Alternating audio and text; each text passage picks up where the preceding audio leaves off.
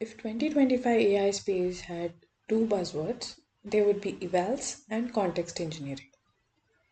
And evals are only going to become even more important in 2026 because AI was an exciting new technology until a couple of years ago. But now everyone is asking questions about AI's reliability and getting predictable outputs and how AI behaves in production scenarios. Now, this is where evals valuations come into the picture. So, what are evals? Evals, short for evaluations, they are basically tests designed to measure how well an AI model or an agent performs on specific tasks. So, it's not just about whether a model produces text, but whether it produces useful and correct outputs according to a defined standard.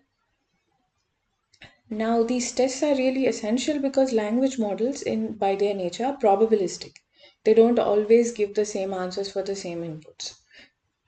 So, this is why we need objective tests that measure their performance in repeatable ways.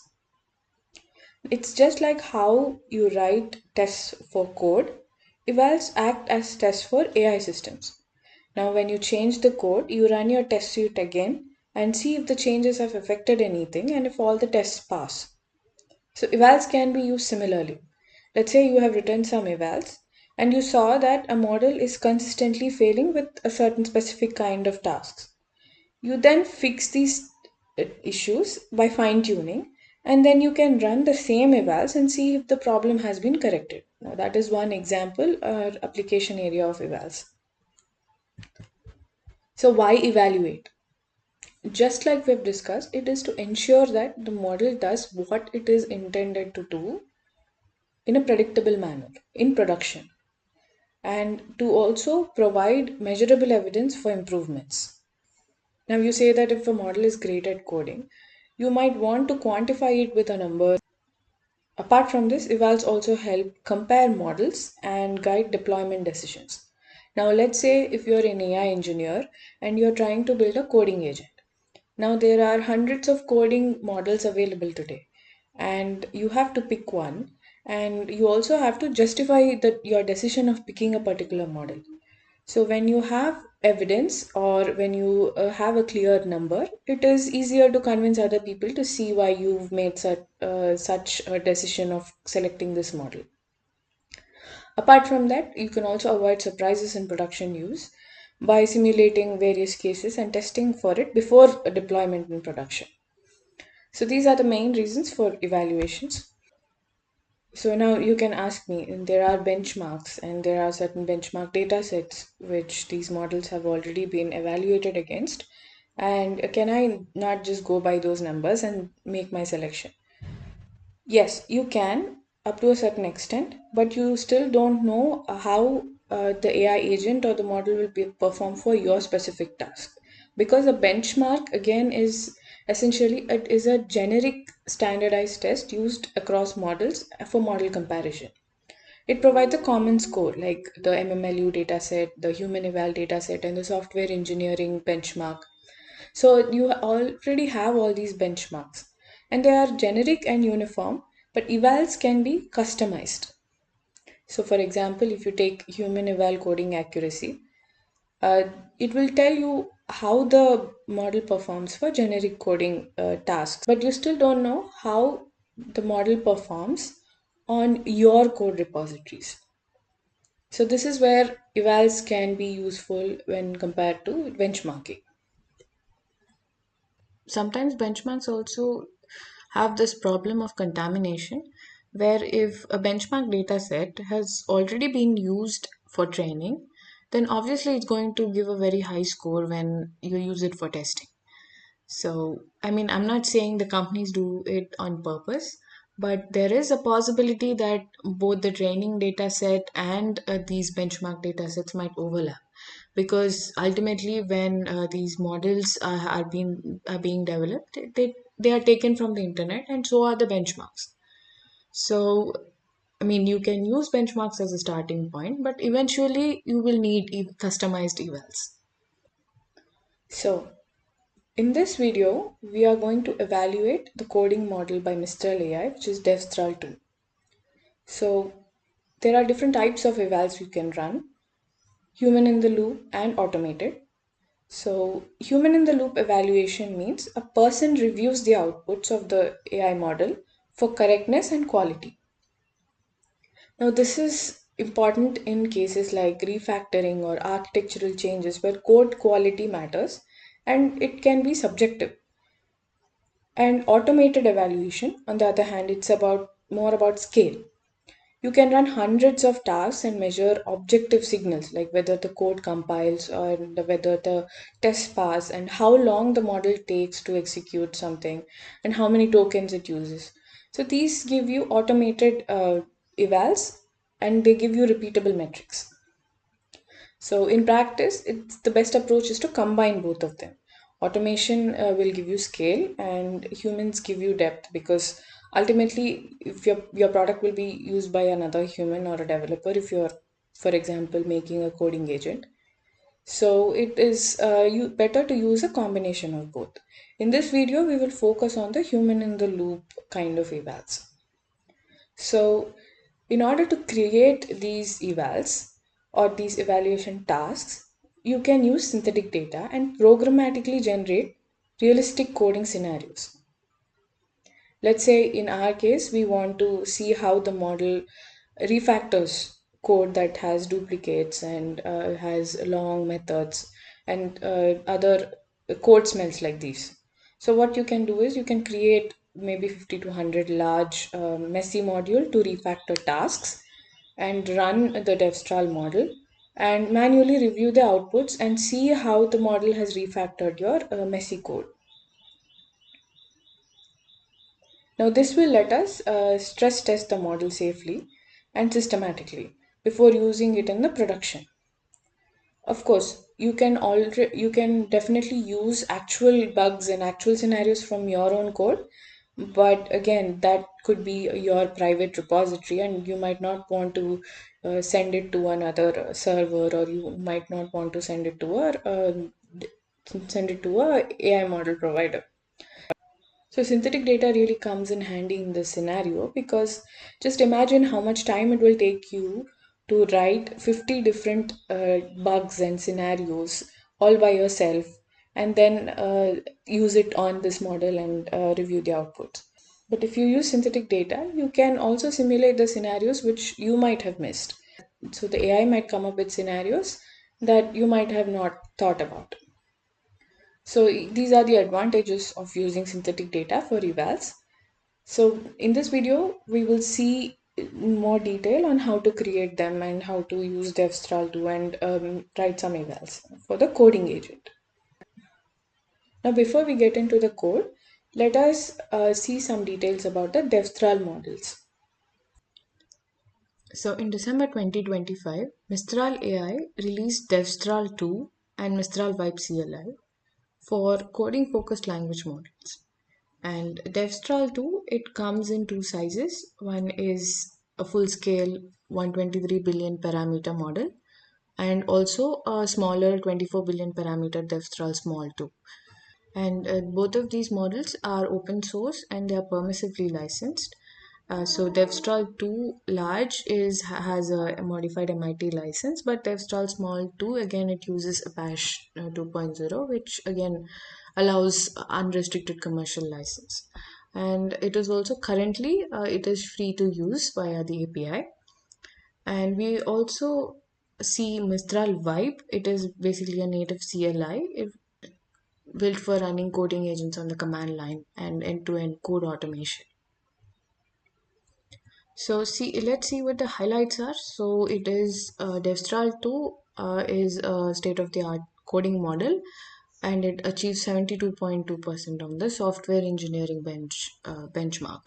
And one of the main advantages is it is 7 times more cost efficient than models like Cloud and almost has a similar performance. And the Mistral Vibe CLI, it is again an open source agent inside the terminal. So basically, terminal agents.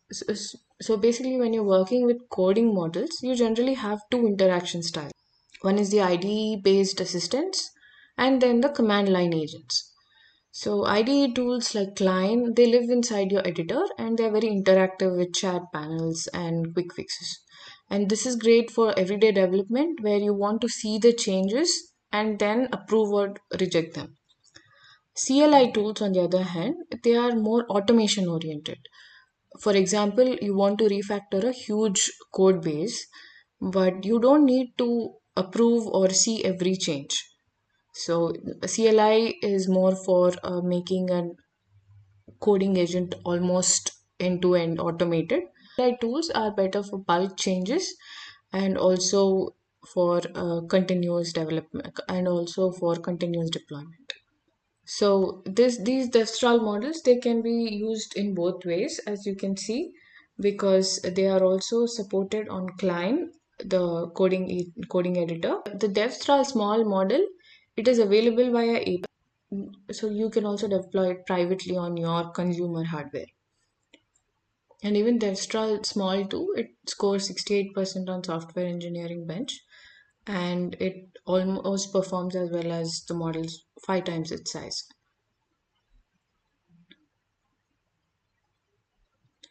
So basically, these models, they were built for production grade workflows, solving challenges like bug fixing and modernizing legacy systems. And so these are again the evaluations with different models like Sonnet and DeepSeek.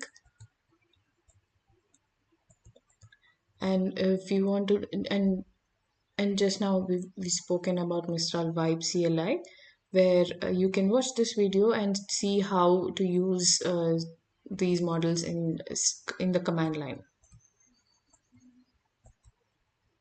So you can get so it is very easy to get started. You can start with free API and build your own coding agent. And if you don't want and if you want more privacy, you can also deploy these models, especially the smaller one, on your consumer hardware. And here there is some recommendation for on what kind of hardware devices you can deploy these models. So yeah, now we have seen. So now that we've seen what Devstral is, let us run some evals and see how it works. Now let us generate the dataset that is needed for these evals. For that you can use Data Create AI SDK and import a client, initiate it, and you can generate the dataset. You can give your prompt and a main theme. So here we gave the prompt as generate a dataset with instructions and code. So basically each entry will have an instruction as to how to refactor and what to refactor, and the corresponding code which has a lot of duplicate methods and duplicate code and inconsistent variable names and also code quality and all such issues. So here the number of turns can be 1 and the number of data points is 50. So I am choosing only 50 here because here we are performing human in the loop evals. So it is difficult enough to go through each of the 50 examples as it is. So that is why I'm restricting myself to a lower number. Now just let us run this and our data set will get generated.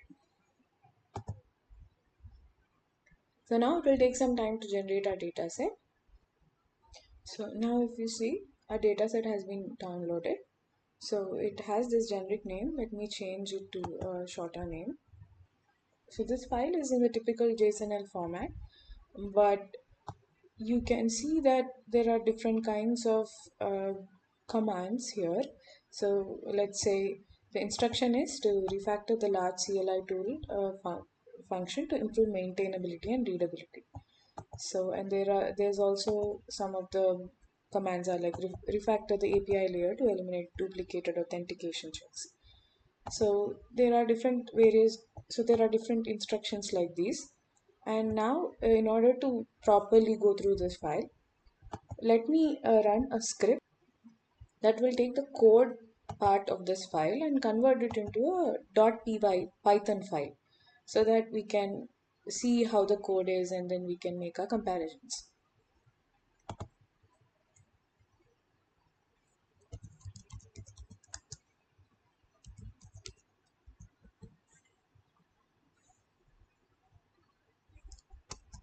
So for this, so for executing this file, we need to provide the name of the file, JSON-L file that we want to convert, and then also the name of the folder in which we want to have all these 50 Python files. So I've given the inputs. Now let us run this. If you see, it is creating 50 Python files in the input folder. So the code that has been generated.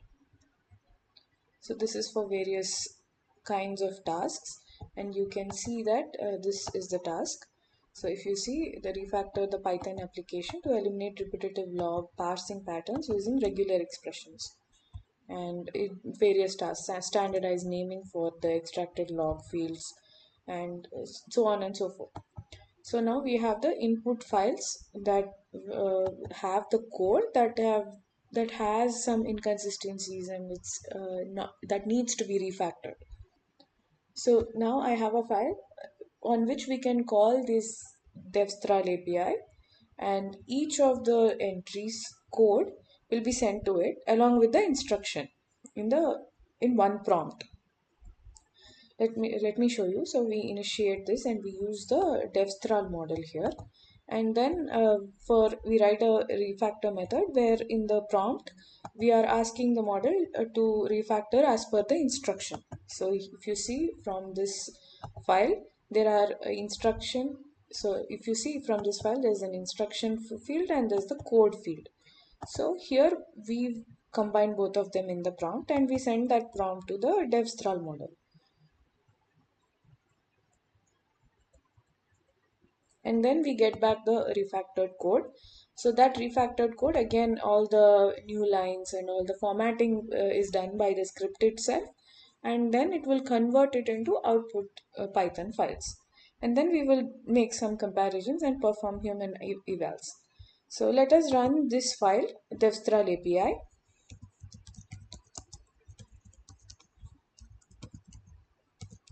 So for running this file, again we have to give the inputs of the input file and the output directory. So the input file is again this Devstral to testing.jsonl, and here now this time I'm saving it into a different folder, so output folder, and then let me execute it. So if you see, it is calling the Mistral API for each of these entries. The first entry is again refactor this Python application to eliminate repetitive logs. So one by one, it keeps calling the API and gathering the outputs. In order to do this human in the loop evaluation, what I did was I restricted the outputs from Devstral to 6. But you can just run it for all the 50 input files, and then you can compare input and refactor randomly. So now let us go through these files and see how the refactoring occurred and how Devstral performed. So now this is the input file. So what these files are doing is they are performing server log analysis and summarizing them. So both files, they are designed to process server log files like web server logs, application logs, and generate some summary reports with statistics.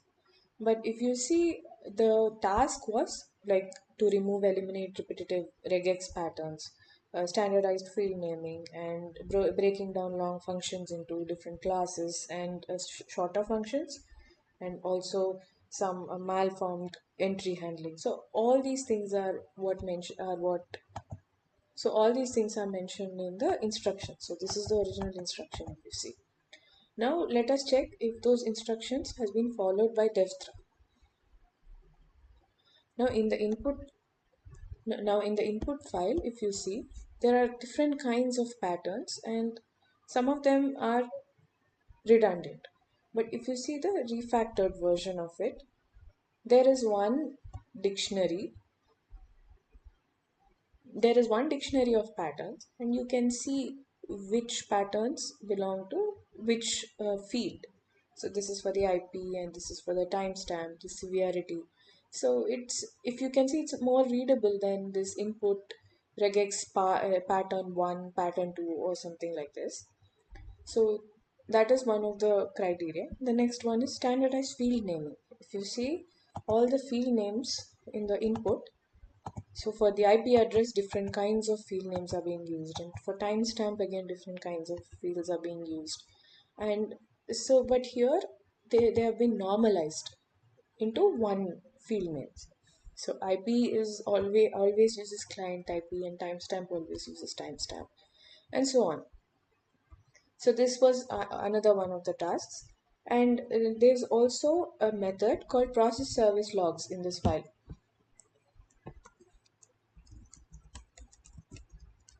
Sorry, it's not here, it's in the input file. So the process service file, so if you see, this is the long monolithic function that does everything.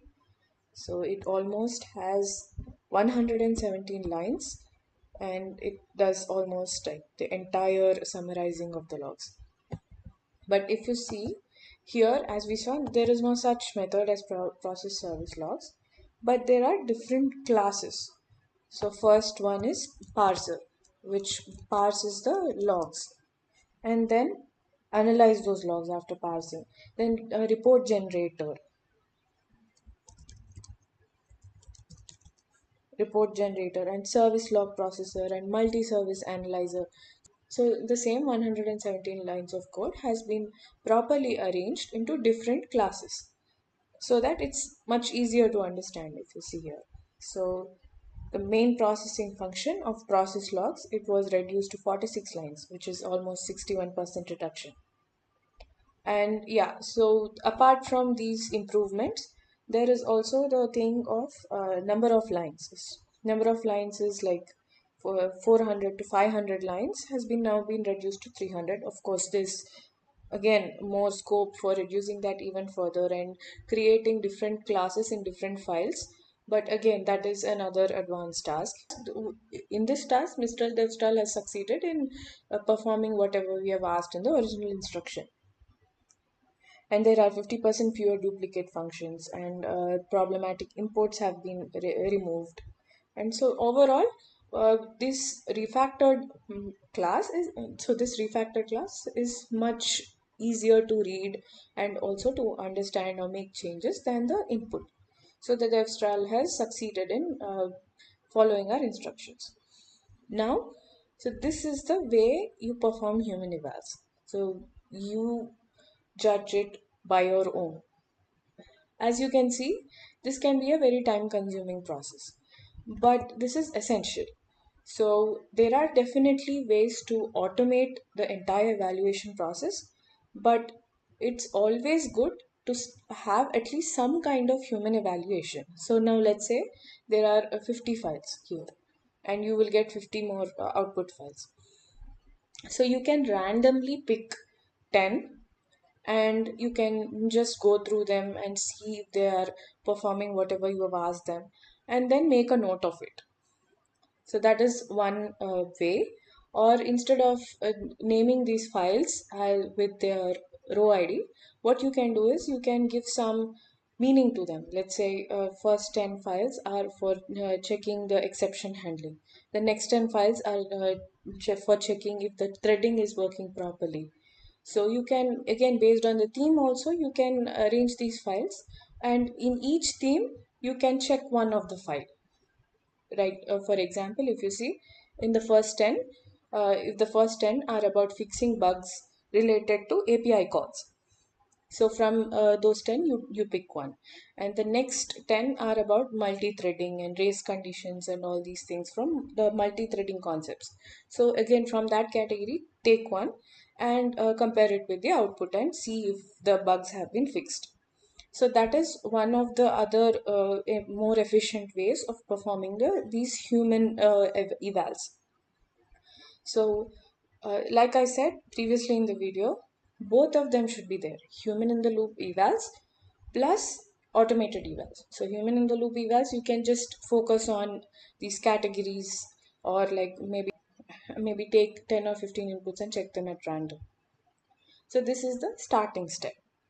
Since now you have an idea on how to construct these evals, in the next upcoming videos, we will see how to use LLM as a judge concept to construct automated evals.